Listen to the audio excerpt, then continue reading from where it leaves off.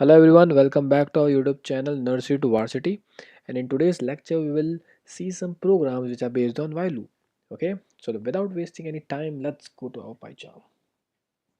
So in this lecture, we will discuss three programs.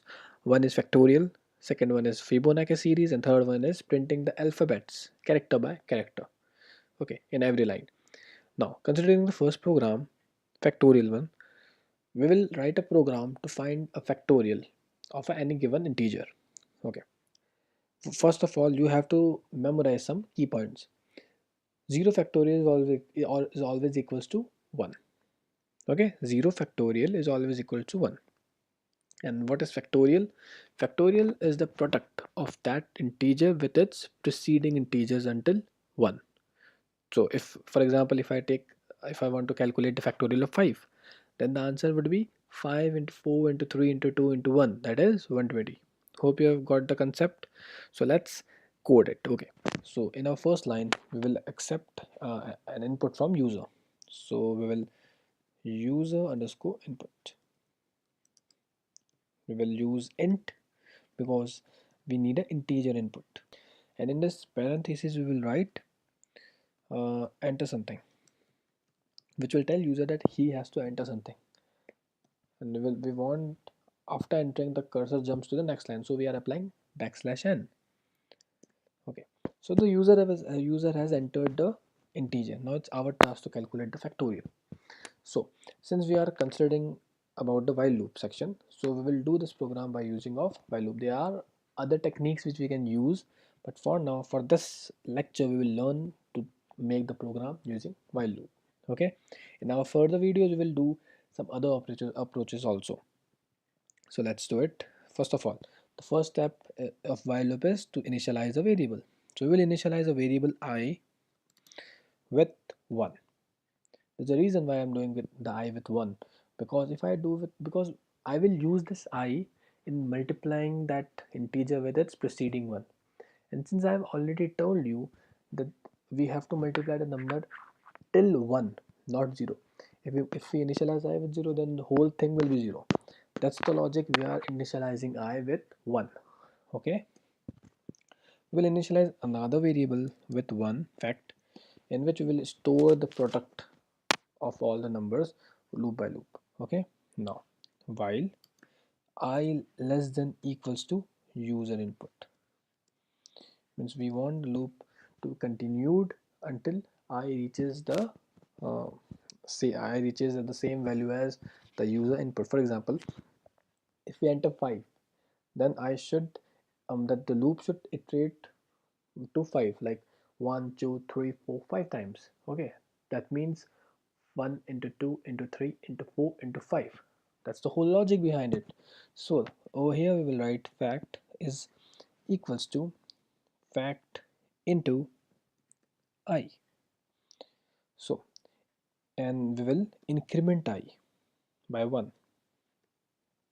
I can write this as this, my fact asterisk is equals to, yeah, this is a simplified way, so we can write it. And after this we will get out from the while loop and we will print fact.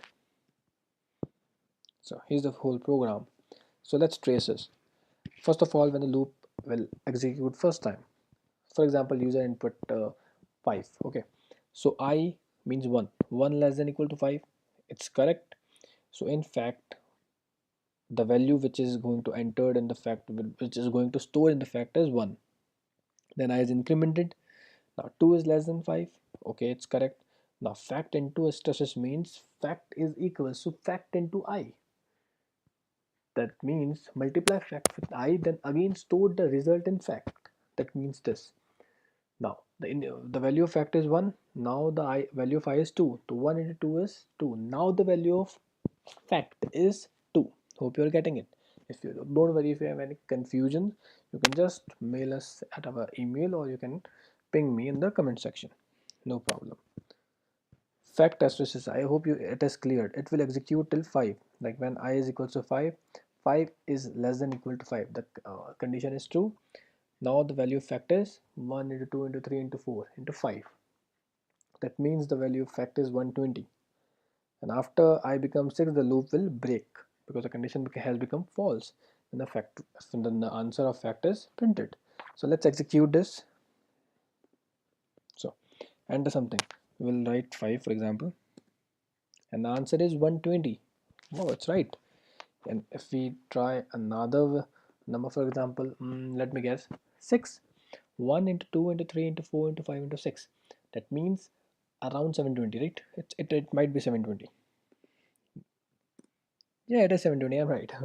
So this is the program based on Factorial. So in the second program, we will see about Fibonacci series.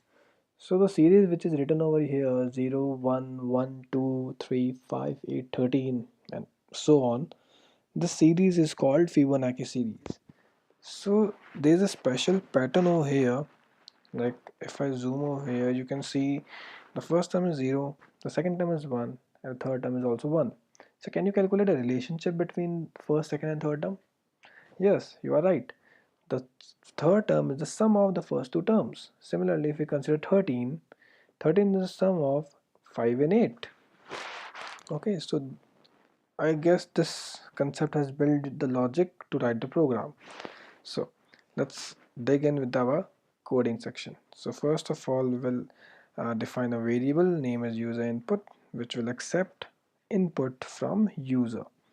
And in this input function, we will write a text that enters something, which will remind the user that he has to enter something. Let's define three variables. First term, which is 0 as we know. Second term, which is 1 as we know. And the third term. We will initialize the third term by 0 because we will not fix this third term. We will find this third term. That's why we are initializing it with 0. Now, since we are using while loop, so we will initialize an I variable with 0. So we have to continue the loop till I is less than user input. Okay. Now we'll print the third term first because we know the first is 0 and the existing value of the third term is 0. That's why we have initialized the third term with 0, so we can do this. We can print the first term 0, which is 0 directly. We don't, if we assign any other integer third term, then we have to manipulate things, which will make our work more complex. So to simplify, we have assigned 0 to this third term.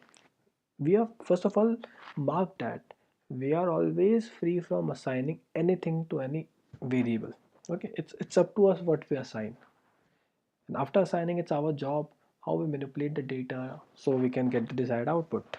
Okay, so we have print the third term, and after printing the third term, what we have, the concept, the main logic behind Fibonacci series is that moving on.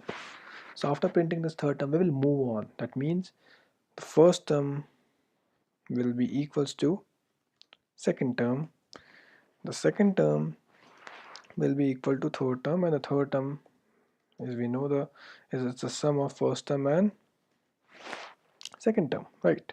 And we will also increment I with 1. That's it. This is the program. Now let's run this program. We will enter something, for example 5. Voila, we are getting the correct answer. 0 1 1 2 3. It's 0 1 1 2 3. That means 5 terms are this, and we are getting the correct answer. So if we enter something else, for example, we will enter like 1 2 3 4 5 6 7 8. We'll enter 8. See, we are getting output till 13. That means we are right. The logic over here is right. So hope you have understood about this Fibonacci series. Now moving on, we are going to learn about some new things. We are going to learn about string module. So our task is to print each and every characters from A to Z. So one way is to just define a list which consists of all the characters, all the 26 characters. But we are Python coders. Why to do hard work? So there is a module named string, And in this string module, there is a special function which will give us all the alphabets, 26 alphabets. Okay, so for example, let's begin with import string. After importing string, we'll make a variable name is alpha. In this alpha, we'll store that something. So these are the three functions: ASCII underscore lowercase, ASCII underscore letters, and ASCII underscore uppercase. So you have been asked to print the characters from A to Z, small a to small z. ASCII letters contains all the characters, that means 52 characters, A to Z small one and A to Z capital ones. ASCII lowercase contains only the small characters, and ASCII uppercase contains only the capital letters. So according to our question, we need lowercase characters, so we are using ASCII underscore lowercase. And if we print this alpha, and if we run this program, let's see what the output is. Then the output is this: A B C D F G H I J K L M N blah blah blah. Now it's up to us how we manipulate this string, and we just type one by one. In our next tutorial, we will do this with for loop, and it will be a lot easier. But for now, we have to do it with while loop because we need to learn. We are here to learn. Okay. So first of all, we will initialize a variable length, and in this length variable, we will put the length of this alpha. What this len does, when we are dealing with strings, len calculates the number of characters in that string. So if I print this the length variable, it will get us 26. Okay, now let's initialize our variable I, because we are using while loop. So while I less than length, that means continue the loop till I is less than length. And now print alpha of I. So what is this? So when I is equal to 0, first of all we have to increment I with 1. Now I is equal to 0, that means print alpha of 0, that means A. Print the letter which is at the 0th index of the string alpha. So A will get printed. When I is incremented, I is equal to 1, alpha of 1 is printed. But it means the letter which is at the 1 position is printed, that is B. So let's execute this in alphabets. Here we are: A, B, C, D, E, F, G, H, I, J, K, L, M, N, etc, etc, etc. All the characters are printed line by line. I hope you have understood all these three programs. There are many other approaches to do these programs, but since we are considering only the while loop, so we have done this program using while loop. And why we have done this Factorial, Fibonacci, and etc. these programs, because these programs are the fundamental programs with which we can make our coding concept more easily and more efficiently. That's why I have chosen these programs, and I will also choose some other programs ranging from basic to intermediate level in my upcoming tutorials. Hope you have liked this video, and if you have any queries, you can mail us at nerdtoware@gmail.com. You can also follow us on these handles: Facebook, LinkedIn, Instagram, and Twitter. Enjoy learning!